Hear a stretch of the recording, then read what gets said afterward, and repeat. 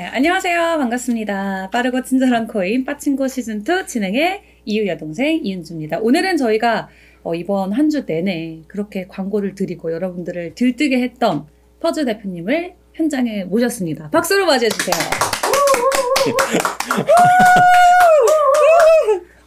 네, 안녕하세요. 퍼즈입니다. 네, 반갑습니다. 너무 편하게 네. 하나 싶은데요. 네, 좋아요. 저희는 편하게 하는 방송이기 때문에 편하게 네. 해주시면 되고, 네. 퍼즈님 같은 경우는 아마 아시는 분들은 분명히 다 아실 거예요. 또 이 업계 오래 계시기도 했고, 굉장히 다양한 TV, 유튜브 할 것 없이 이 암호화폐와 관련해서 많은 방송을 거의 수년간, 그쵸? 다년간 해주시고 있기 때문에 많은 분들께서 이미 퍼즈님이 누군지 잘 아실 거라고 생각이 듭니다. 올 한 해 전반적으로 코인 시장 분위기 어떻게 체감하시고 어떻게 보셨나요?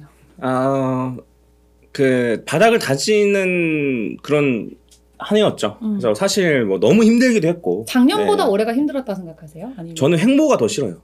네. 진짜. 횡보가 진짜 아무것도 할 게 없거든요. 그래서 그 횡보가 너무 싫고 차라리 하락하거나 그럼 대응이라도 좀 해볼 텐데 네, 그런 게 없어서 조금 개인적으로 많이 힘들었고, 그 다음에 큰 틀로 보면은 한 올해 한 초반에만 잠깐 오르고 그 이후로는 그쵸, 계속 사실. 횡보 중이잖아요. 네네, 맞아요. 그래서 좀 방향성이 이제 어느 정도 나올 때도 되지 않았나라는 생각을 좀 개인적으로 좀 하고 있고, 그래서 이제 제 생각에는 네. 한 6개월 정도의 대응에 따라서 네. 아마 이제 앞으로 올 불장의 수익률이 좀 달라질 거라고 생각을 해요.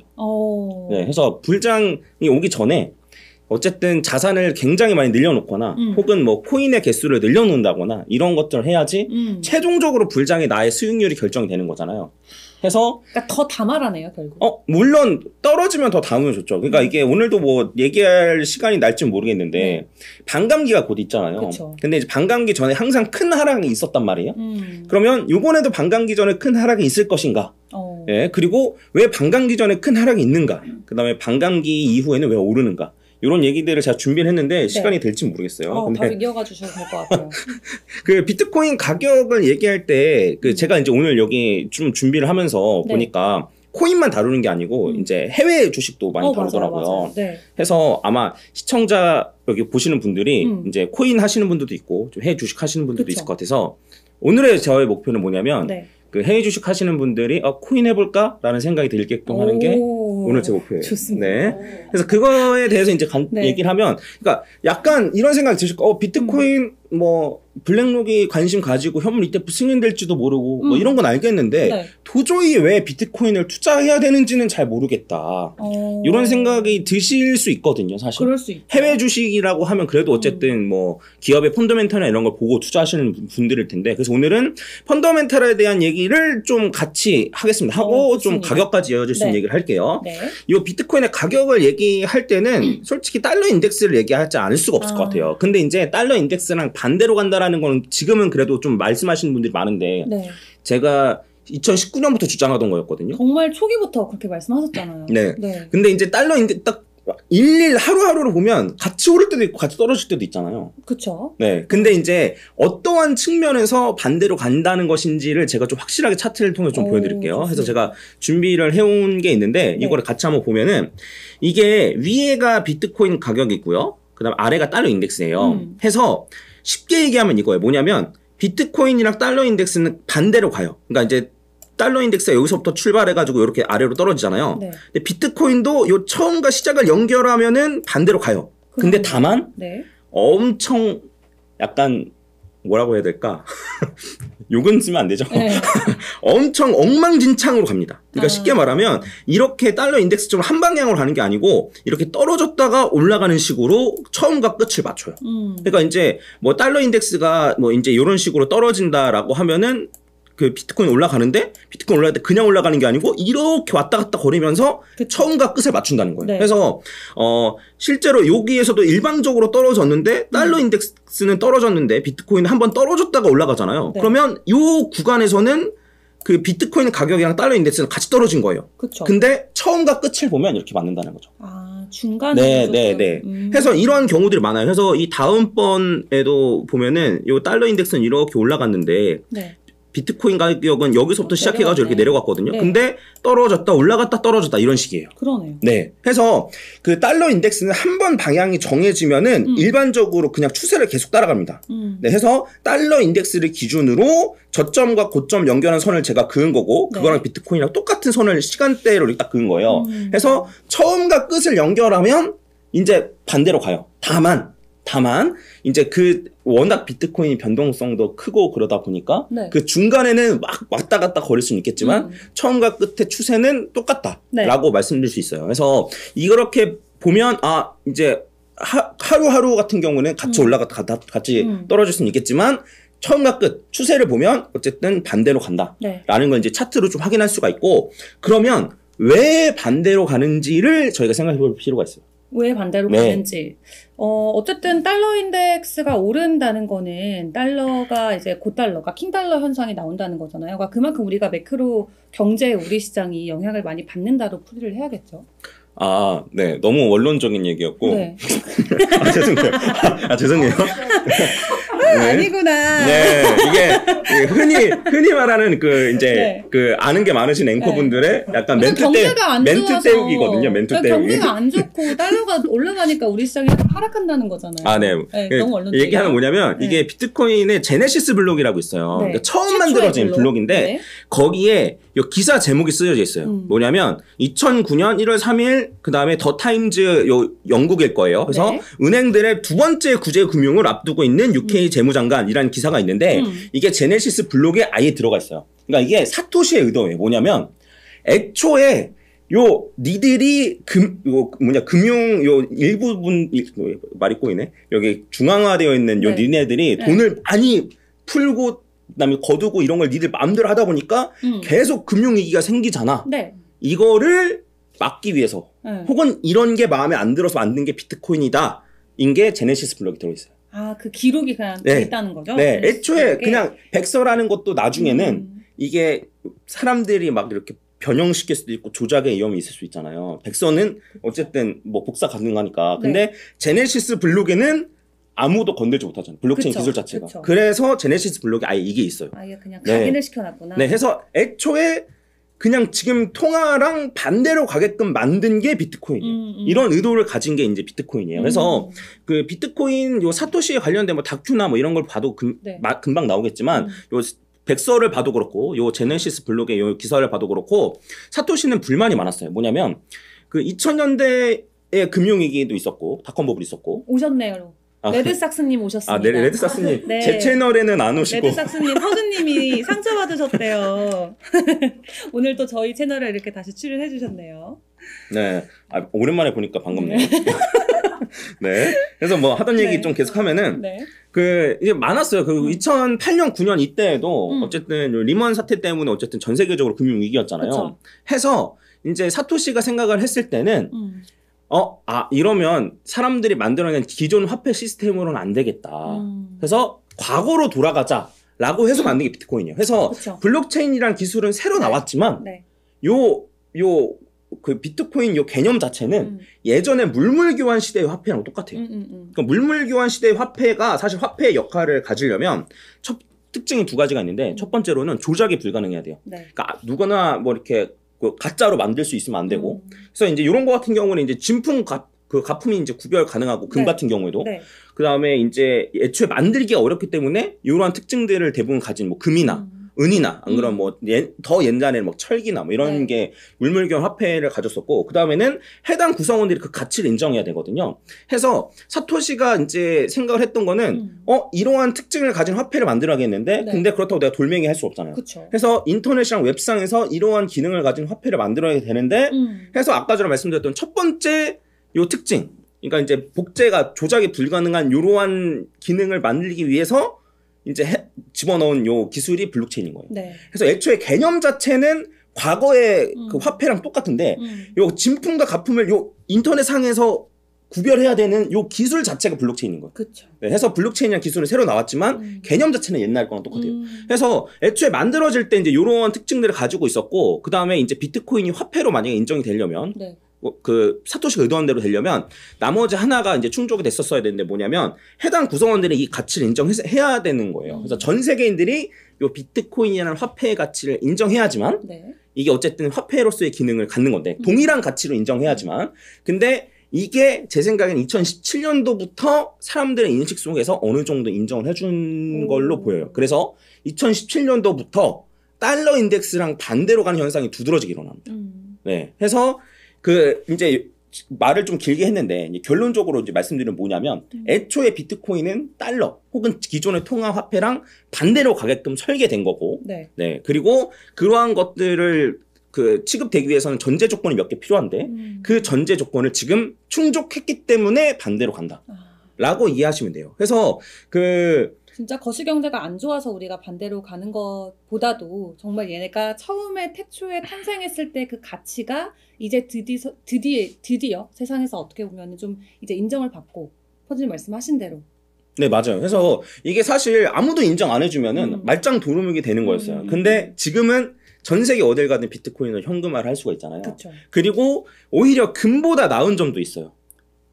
좀 가지고 다니기 네, 편하다. 휴대성이 편하다는 거예요. 그래서 저는 결과적으로 보면은 지금 이제 비트코인의 시총이 금 시총이 한 4% 정도 되거든요. 근데 저는 한 절반 이상까지는 갈 수 있을 거라고 봐요. 그래서 금의 가치가 요런 그 안전자산 혹은 뭐 전 세계로 다 통용되는 화폐 네. 뭐 이런 물물 교환 가능한 요런 거에 대한 가치 그다음에 장신구로서의 가치가 있잖아요. 근데 저는 요런 물물 교환으로서의 요 가치는 비트코인이 어느 정도 따라잡을 것 같고 금은 결국엔 나중에는 요 장신구로서의 가치 위주로만 좀 남지 않을까라는 생각이 전 있거든요. 개인적으로는.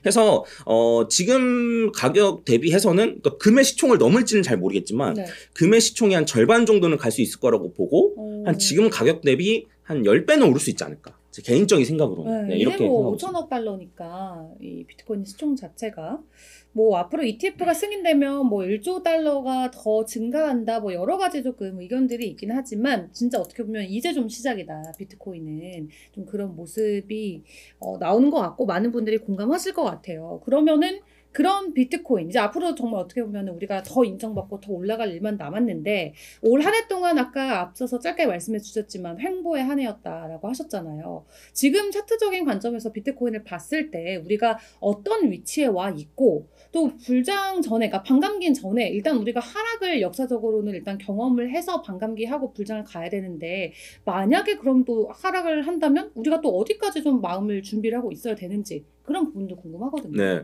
그래서 제가 이제 계속 요 달러 인덱스에 대한 얘기를 했던 게 왜 그러냐면 그 애초에 차트를 믿지 않으시는 분들한테는 제가 백날 차트 해봐야 그림 그리는 거예요. 네. 그래서 이제 그 여러분들이 좀 이해 갈 만한 이야기를 좀 먼저 했던 거고 관련해가지고 어쨌든 그 달러 인덱스 잠깐만 보면은 지금 요렇게 떨어진 게 지금 요렇게 떨어져 있잖아요. 네. 요렇게 이게 2017년이에요. 그러니까 달러 인덱스가 비트코인 불장이랑 달러 인덱스가 떨어진 시기랑 일치해요. 2017년, 2018년 써있죠.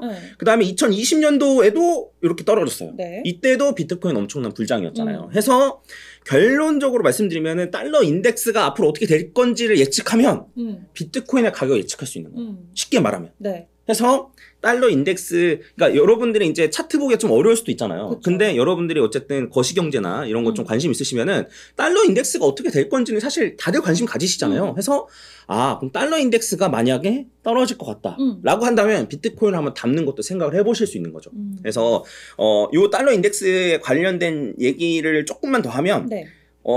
경제 위기가 온다고 해서 달러 인덱스가 마냥 오르거나 떨어지거나 이렇게 매칭이 되진 않아요.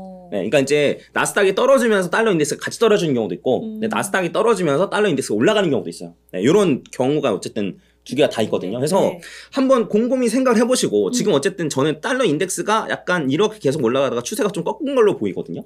네, 그래서 추세가 만약에 꺾인다, 이런 식으로 떨어진다라고 하면 비트코인 충분히 올라갈 수 있는 거라고 보는 거고, 네. 그 다음에 이렇게 코로나를 거치고 나서 이제 금리를 올린다라고 했을 때 달러 인덱스가 막 올랐단 말이에요. 그리고 예전에 있었던 달러 인덱스의 요 위치랑 비교해서 봤을 때도 너무나 많이 올라와 있어요. 해서 저는 어쨌든 달러 인덱스가 요 근처까지는 떨어질 것 같은데 장기적으로 봤을 때는 요 근처까지는 떨어질 것 같은데 그러면 그러한 측면으로서 봤을 때는 달러 인덱스가 조금 더 올라가서 뭐 만약에 비트코인 떨어진다라고 하면 좀 장기적으로는 좀 담아볼 법하지 않나.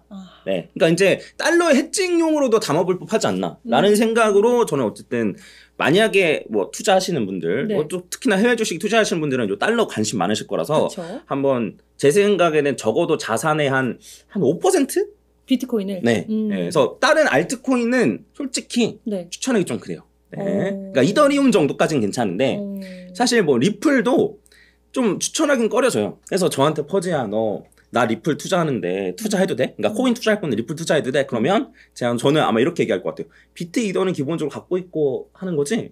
라고 할 것 같거든요. 솔직히 말하면. 해서 그러니까 저도 리플 있거든요. 네. 리플 있는데 그럼에도 불구하고 좀 완전 코인을 안 하는 사람들한테는 좀 추천하기 좀 꺼려지고 근데 비트코인은 좀 담아볼 법하다. 이러한 측면에서. 그래서 저는 결과적으로는 지금 경제 위기가 온다 안 온다 이런 식으로 말이 많잖아요. 네. 그럼 경제 위기 올 것 같아요? 뭐 다들 온다고 하죠. 그래서 안 올 것 같다고 어떻게 생각해요? 아, 그래서 모두가 알고 있기 때문에. 그러게요. 근데 또 자꾸 이런 좀 지정학적인 리스크도 불거지고 하면서 시장 상황은 더 어렵게 흘러가는 분위기는 나오고 있는 것 같은데 어떻게 될까요? 그러니까 여러 가지 말들이 많잖아요. 그러니까 이제 장단기 금리차가 지금 역전이 돼 있고, 네, 역전이 돼 있는 상태고, 네, 그다음에 장단기 금리차가 정상이 되면서 이제 나스닥에 큰 하락이 오는 경우가 많았기 때문에 네. 약간 정상이 되면서 큰 하락이 오는 거 아니냐 뭐 이런 얘기도 많은데 저는 어찌 됐든 달러 인덱스는 떨어질 수밖에 없다고 생각해요. 솔직히 말하면. 일단. 네, 왜냐면 이제 금리가 이제 더 올라가기 힘든 상황이고. 네, 금리가 더 올라가기 힘든 상황이고, 그 다음에 이제 달러 인덱스는 결과적으로는 이제 미국이란 나라의 자체에 대한 좀 신뢰도에 관련된 문제라서 네. 여러 가지 좀 미국한테 예전과 같진 않잖아요. 네, 그쵸. 네, 그래서 달러 인덱스는 결과적으로는 떨어질 가능성이 높다고 보고 그런 측면에서는 비트코인이 네, 장기적으로 올라갈 가능성이 높은데. 그래서 저는 한 2025년 정도가 거의 고점 다음번 불장 고점이라고 생각을 하고. 한 최소 16만 달러. 개별 가격이 비트코인의. 네, 비트코인의 가격이. 네. 그 다음에 최대 한 25만 달러에서 30만 달러까지도 갈 수 있지 않을까라고 생각을 해요. 말만 들어도 정말 설레네요. 일단 어쨌든 이거 하나 기억하시면 될 것 같아요. 달러랑 반대로 간다. 달러 오르면 비트 떨어지고 달러가 내리면 비트가 오르기 때문에 달러 지수를 그러니까 다른 차트 다 보면 물론 좋지만 어렵다 하시는 분들 그리고 또 초보자 분들께서는 달러 인덱스 지표 하나로도 충분히 우리 시장의 향방을 파악을 해볼 수 있는 좋은 하나의 꿀팁이 될 것 같습니다. 일단 퍼즈님은 달러가 뭐 이미 금리도 오를 대로 올랐고 달러 이제 뭐 내려갈 수밖에 없다라는 의견이시고 그와 동시에 비트코인이 이제 불장을 맞이하게 되면서 많게는 뭐 20만 달러, 30만 달러까지의 가능성도 열어놓고 보시는 것 같은데 그럼 지금 현재 구간에서 정말 현실은 어떨지가 궁금한데요. 차트적으로. 알겠습니다. 네. 그래서 그러니까 저는 사실 좀 원론적인 얘기를 하려고 했지만 확실히 좀 이은주 아나운서님이 네. 가격적인 걸 너무 좋아해. 그래서 얼만데요? 그래서 얼마예요? 이 질문 나올 줄 알았어. 내가 말 안 하고 싶어도 이 얘기 물어볼 줄 알았어. 네, 그러면 일단은 차트 관련해서 얘기를 하면은, 그러니까 반감기 전에 항상 큰 하락이 있었어요.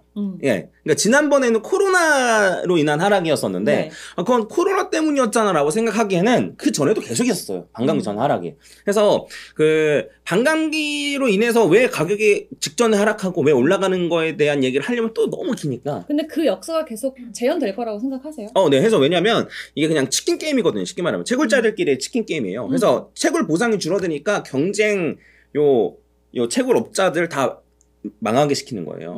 네, 가격을 떨어뜨리면서. 그러면 중소업체들은 다 파산해버리죠. 그렇죠. 지금도 다 파산되고 있잖아요. 유지가 안 되죠. 네, 그리고 네. 그래서 채굴업체들은 결국 큰 데만 남았잖아요. 네. 해서 네, 그래서 이제 반감기 직전에, 그러니까 왜냐면 채굴 보상이 줄어드니까 걔네 다 죽여야지만 내가 그나마 좀 비슷하게 채굴을 가져갈 수 있는 거예요. 그래서 그러고 나서 내가 채굴 보상을 어쨌든 그 경쟁업체들을 다 죽이고 난 이후니까 그런 다음에는 내가 이익을 얻으려면 어떻게 해야 돼요? 가격 올려야죠. 네. 그럼 진짜 이게 채굴자들로 인해서 이렇게 가격이 형성이 되는 거예요? 네, 근데 뭐 반감기 전에는. 네, 근데 이제 제가 개인적으로 생각하기에는 예전에는 2017년 그때 뭐 2017년 19년 요때까지는 그 채굴업자들이 얻는 수익이 네. 가장 많았어요. 그러니까 이제 채굴자들이 이제 채굴에서 얻는 수익이 많았는데, 근데 이제 2020년도부터는 그 거래소가 얻는 수익이 더 많아요. 그걸 제가 한번 계산해봤거든요. 네. 거래량, 그러니까 네. 이제 실제로 채굴자들이 얻는 보상 블록, 그 다음에 비트코인의 가격, 요거랑 네. 그 다음에 바이낸스가 이제 수수료를 얻는 금액이 있잖아요. 네. 근데 바이낸스가 이제 채굴자 전부 다 합친 것보다 가져가는 수수료가 훨씬 많아요. 그러니까 채굴업자들이 어려워진 지가 이제 좀 됐잖아요. 21년, 22년 오면서 파산하는 것도 너무 많고, 진짜 말 그대로 배보다 배꼽이 더 커지면서 유지하는 것 자체가 어려워져서 채굴업자들의 어떤 그런 영향력이 우리 시장에 확실히 많이 내려간 것 같아요. 예전에 우리가 온차인 볼 때도 채굴자들 뭐 사거나 하는 것도 늘 팔로우업하고 했는데, 요즘 시장에서 채굴자들의 동향 파악하는 것도 싹 사라진 것 같아요. 해서 차트만 봐도 그게 나와요. 뭐냐면 예전에 2017년도 보면은 채굴업자들 입장에서는 네. 가격을 그냥 올리는 게 최고예요.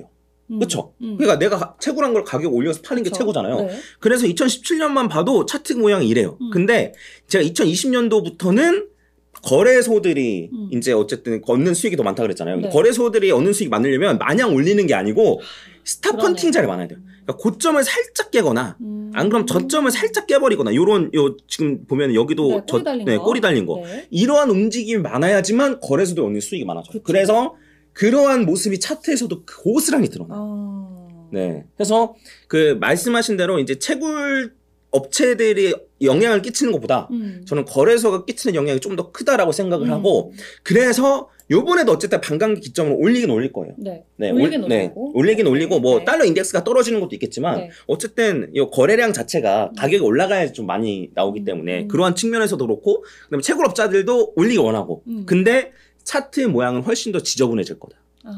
과거보다. 중락을 훨씬 더 네. 오가면서. 네. 그래서 요번에도 반감기 전에 하락이 있긴 있을 텐데 여러 가지로 생각을 해볼 수 있어요. 왜냐면 반감기 이후에 하락을 시킨다거나. 오히려. 네. 그러니까 한번 꼬아서. 저 왜 그러는 걸까? 그러니까 저 하던 대로 하던 대로. 네. 아 진짜.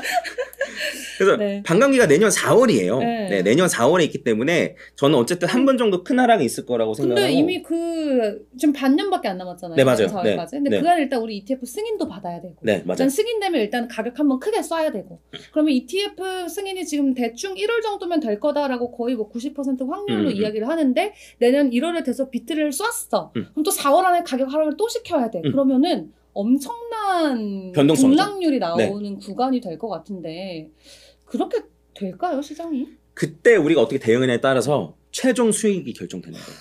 그래서 제가 6개월, 앞으로 6개월이 진짜 중요하다고 얘기하는 게, 너무 어렵다. 그때 막 손절하고 고점에서 팔고, 고점에서 사고, 저점에서 그러니까요. 팔고 막 이러면은, 이게 그 결과적으로는 어떻게든 털고 올릴 가능성이 높잖아요. 개미 털기는 할 네, 거니까. 네, 네. 그래서 그 말씀하신 대로 한다면 제가 이제 갖고 있는 시나리오가 두 개인데, 네, 알려주세요. 두 개인데, 첫 번째로는 여기에서 떨어지는 거예요. 어디요? 지금 여기서. 아, 지금 가서 네. 먼저 떨구고 간다? 네네. 한번 이렇게 A, B, C로 떨어지면서 가는 거예요. 근데 이렇게 A, B, C로 떨어지고 올리는 건데, 제 생각에 이렇게 떨어진다고 하면 18,000 정도 최대? 18,000. 네. 까지 떨어질 수 있지 않을까 싶은 거고, 네. 그런 다음에 이렇게 떨군 다음에 그 다음에 이제 ETF 승인 이슈로 올리겠죠. 네. 이렇게 올리지 않을까라고 생각을 하는 거고, 그 다음에 이제 요게 아니면은 ETF 승인을 그냥 빨리 내는 거예요. 아싸리. 네. 그런 다음에 ETF 승인 돼가지고 한 48,000에서 한 5만까지 올려요. 네. 그런 다음에 미국에서 기사를 하나 또 냅니다. 뭐 이상한 그 바이든 아저씨가 뭐 예를 들면 뭐 ETF가 승인은 됐지만 뭐 미국은 비트코인을 뭐 반대한다라든가 약간 이런 기사 같은 거 해서 한 3만까지 다시 떨궈요. 그러면 이제 고점 대 마이너스 40% 찍는 거거든요. 그런 다음에 이제 슬금슬금 올라가는. 네, 요런 식의 시나리오 전 두 개 정도를 생각하고 있어요. 그래서 그러니까 어떻게 될지는 사실 뭐 제가 점쟁이가 아니기 때문에 뭐 알기는 어렵죠. 네네. 근데 요러한 방향성, 요 두 가지 경우의 수로 저는 생각을 하고, 지금 그래서 이제 제 포트폴리오를 말씀드리면은 네. 그 현금 비중이 한 40% 정도 되거든요. 네. 그래서 이게 왜 그러냐면, 만약에 떨어지면 살려고. 그쵸. 아까 말했듯이. 그 다음에 33,000을 터치하면은 올라갈 가능성이 기하급수적으로 높아져요. 33,000을 터치하면 전 한 5만까지 갈 것 같아요. 한 번에. 네. 그러니까 그래서 33,000을 터치하면 재빨리 살 거예요. 재빨리 사고, 그 다음에 5만 정도에서 이제 좀 부담해도 하고, 아래에서 다시 사고. 이런 식으로 최대한 개수를 늘려야지 다음번 불장을 어차피 대체할 수 있으니까. 네, 그래서 저는 재밌는데? 그렇게 대응하고 있다. 물론 근데 요거는 그러니까 무조건 그렇게 가는 건 아니에요. 그렇죠. 네. 무조건은 아니지만 그리고 이게 어쨌든 네. 매매는 대응이 제일 중요하기 맞아요, 때문에 맞아요. 그래서 뭐 그럴 타이밍에 제가 여기 한 번 더 나올 수 있을지 모르겠지만 아유, 뭐 매월 오셔야 돼요. 매월 오셔야 돼요. 저희 부장님께서 매월 와달라고 네 이거 방송에 박제를 해놓겠습니다. 네, 네. 매월. 네, 해서 네. 그 어쨌든 저는 이렇게 두 가지 시나리오의 가능성이 좀 높다고 네, 보고 네. 네, 그러니까 물론 이게 너무 극단이에요 사실. 근데 사실 저는 이 퍼즈님의 주장에 더 공감이 되는 게 우리가 방송에서 늘 이야기했지만 점점 고래들의 비중이 역대 최고치로 높아졌잖아요. 80%가 장기 보유자들, 고래들의 매수 물량이기 때문에 개인들이 아무리 활발하게 적극적으로 매수 매도를 해도 진짜 말 그대로 고래들이 원하는 타이밍에 딱 올리고 고래들이 원하는 타이밍에 딱 내리고가 이전보다도 더 쉽게 이루어질 수 있는 장이 만들어지고 있는 것 같아요. 횡보 기간을 계속 거치면서 우리가. 근데 진짜 말씀하신 대로 ETF도 사실 주말 사이에 오보 한번 나면서 시장 잠깐 출렁했죠. 또 오늘 새벽에는 또 리플이랑 SEC 또 항소와 관련된 이슈가 나왔죠. 뭔가 조금씩 ETF라던가 우리가 너무 간절히 원했던 시장에서 원했던 그런 호재성 기사들이 정말 언제 터져도 이제 놀라지 않을 정도로 시장에 이제 계속 떡밥들을 던져주고 있는 상황이기 때문에 말씀하신 대로 ETF를 먼저 승인시키고 가격 하락을 줬다가 반감기 때 쭉 올리던가 아니면 지금 내려왔다가 ETF 승인돼서 올라가던가. 근데 두 개 중에 우리가 더 비트코인의 가격이 위로 올라가길 원한다면은 먼저 떨어뜨리는 게 나을까요? 아니면은 ETF 하고 나서 떨어뜨리는 게 이 탄력 면에서는 더 좋을까요? 똑같아요. 똑같아요. 네. 어쨌든 결과는 그냥 30만 달러 정도까지 갈 수 있는 걸까요? 자, 이거 보면은 이제 얘 같은 경우에는 사실 한 번 더 올렸다가 떨어뜨린 케이스인 거고 쉽게 말하면 지난번 2019년 요때. 네. 그다음에 얘 같은 경우에는 한 번 더 올리지 않고 그 전에 같은 경우에는 한 번 더 올리지 않고 그냥 요 상태에서 왔다 갔다 거리다가 이제 쭉 올리는 케이스거든요. 그래서 한 번 팍 올렸다가 떨어뜨렸다 가다. 네. 어쨌든 그냥 여기에서 이제 뭐 한 번 더 이렇게 가나. 그냥 그게 그거예요, 사실. 결과는 예, 결과는 크게 달라질 거라고 보진 않아요. 차트적으로도 그래요. 예, 결과는 달라질 거라고 보진 않는데 근데 그 제가 코인 개수를 늘리려면 올라갔다 떨어지는 게 더 좋죠. 그쵸. 네, 그 다른 사람들은 아마 많이들 털리시겠지만 저는 어쨌든 네, 누군가 손해를 봐야 저는 수익을 보는 거니까. 네.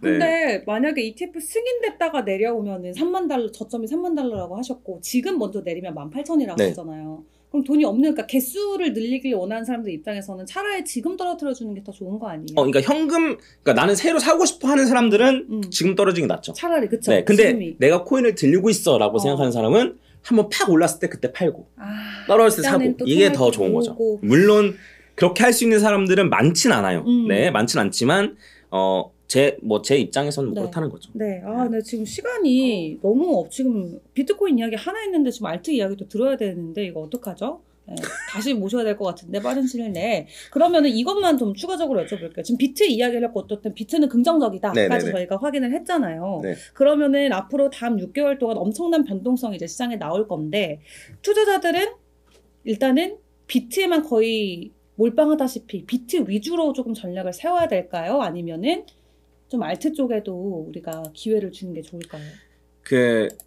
듣고 싶은 얘기를 해드려요? 아니면 제 정답을 아시는 거죠? 네. 현실을 얘기해드려요? 뭐 현실을 알려주세요. 네. 비트만 가지고는 유리해요. 그러니까 그래요? 네, 왜냐하면 비트가 정고점을 돌파하잖아요. 네. 그때부터 알트가 올라요. 그러니까 여러분 차트 보시면 나와요. 그래서 그 비트가 계속 지금 뭐 올해만 봐도 알 수 있잖아요. 사실 비트코인 도미넌스가 계속 올랐고 맞아요. 그 비트코인만 갖고 있는 사람이 승자였어요. 네. 그리고 이게 결국엔 비트코인이 정고점을 돌파할 때까지 지속될 거예요. 근데 비트코인이 정고점을 돌파하고 나면 그러니까 비트코인은 정고점 돌파했는데 알트코인들 정고점 돌파 못하고 바닥에서 기고 있는 상황이란 말이에요. 네. 그때 알트코인으로 갈아타는 게 수익률 측면에서는 제일 좋다. 제일 좋아요.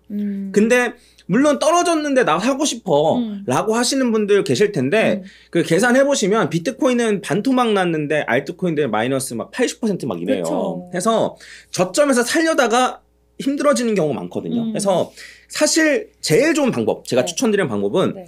그러니까 알트코인 위주로 갖고 있다 하더라도 만약에 추가적으로 매수할 기회가 있다던가 안 그러면 고점에서 팔아가지고 다시 살 기회가 있다라고 하면 일단 비트 비중을 좀 늘리셨으면 좋겠다. 오케이. 네, 그런 다음에 나중에 알트로 갈아탈 타이밍은 네.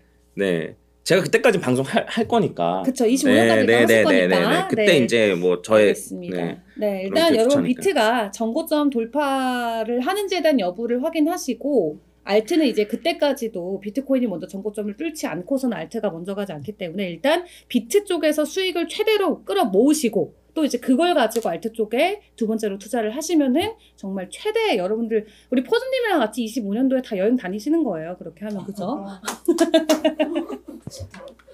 네, 저도 한번 그것을 목표로 함께 포트 전략을 세워보도록 하겠습니다.